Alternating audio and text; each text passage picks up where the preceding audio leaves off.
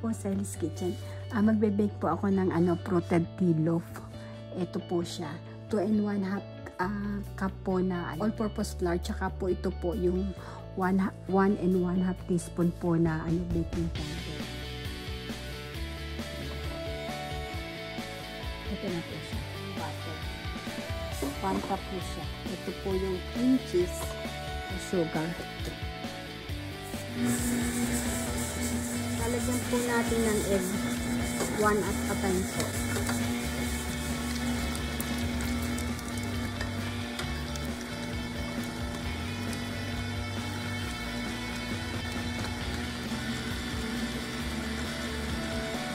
Lalagay ko na po yung flour.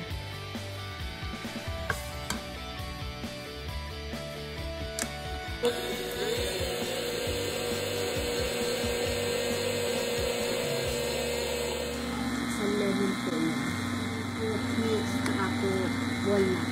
Ito po din ang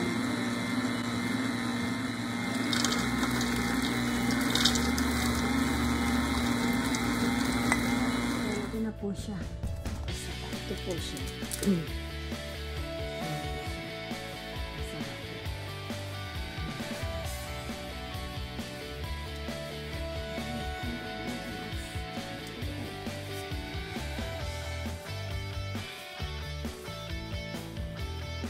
Dried fruits, lemon rin, tsaka na walnut, kakatabi. Gaganyanin ko lang po yan. Ganyan lang po. Flour, butter, cheese, cream cheese, tsaka po sugar. Iyahan mix up po na. Talagyan po natin ng 4 egg. Pa-isa-isa lang po.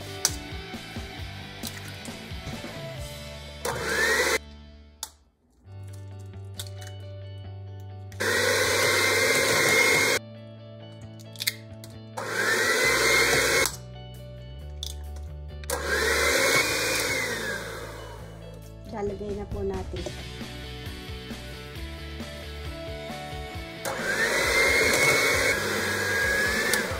Ito po natin itong walnut, saka po yung lemon rin.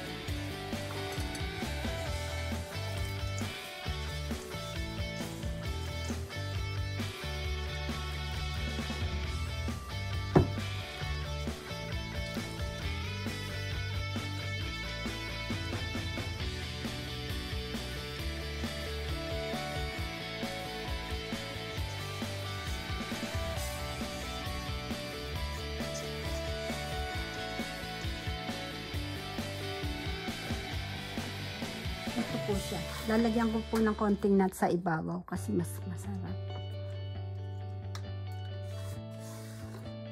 Lalagay na po natin sa oven. Ito na po siya. Ang sarap po niya. Yummy.